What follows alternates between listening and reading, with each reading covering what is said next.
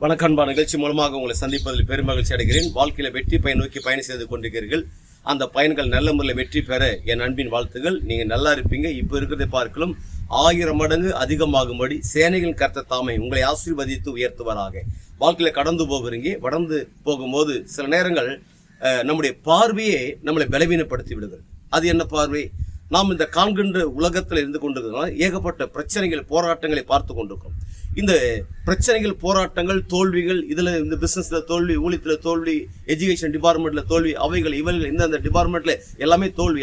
இதை பார்த்து என்ன ஆகுது என்றால் அநேகர் தடுமாற்றம் உண்டாகுது. நான் சொல்லுகிறேன், நீங்கள் பார்க்கிற அந்த பார்வையில் இருக்கிற சூழ்நிலை கண்டு நீங்க பார்த்து சோர்வடைங்க. ஆனா இன்னொரு பார்வை இருக்குது. அது என்ன? அதுதான் விசுவாச பார்வை.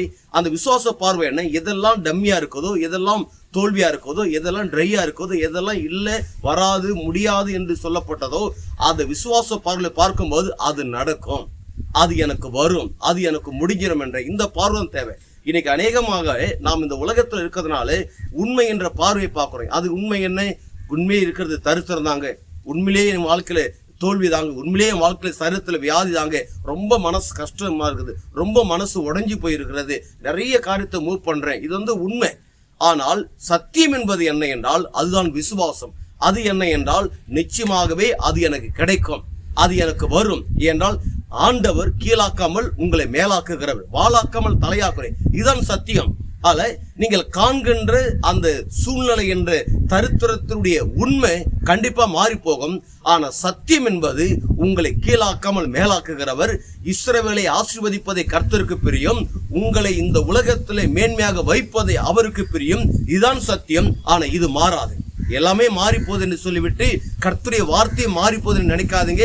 எல்லாம் மாறி போகலாம், சூழ்நிலை எல்லாம் மாறும், அதே சேர்ந்து உங்கள் சூழ்நிலையும் மாறும். ஆனா கர்த்தருடைய வார்த்தை ஒருபோது மாறாது. அந்த கர்த்தருடைய வார்த்தை வரும்போது என்ன நடக்குது என்றால் இன்றைக்கு இருக்கிற இந்த பொசிஷன், இன்றைக்கு இருக்கிற தரித்திரங்கள், இன்றைக்கு உங்களுக்கு சருத்தில் இருக்கிற வியாதிகள், நெருக்கடிகள், டாக்டர்கள் சொல்லிவிட்டாங்க, இந்த சொன் மேட்ரு சொல்லிவிட்டாங்க, இந்த கடன் நெருக்கடிகள், இந்த ஆலயத்துடைய வேலைகள் நடக்காதா என்ற டவுட்டுகள், இன்னும் ஏகப்பட்ட பிரச்சனைகள் எல்லாமே இது மாற்றப்படுகிறது. அப்படி மாற்றப்படும் போது என்ன நடக்கும் தெரியுமா? ஒட்டுமொத்த உலக நாடுகளுக்கு ஆண்டவராகிய இயேசு கிறிஸ்து உங்களை கடன் கொடுக்கும்படியாக வைக்கிறார். நீங்கள் வற்றாத நீரூற்றை போல் இருப்பாய் என்று சொல்லி உங்களிருந்து விடைபெறுகிறேன். உங்க நண்பங்க ரவிங்க, பெரிய பாளையங்க.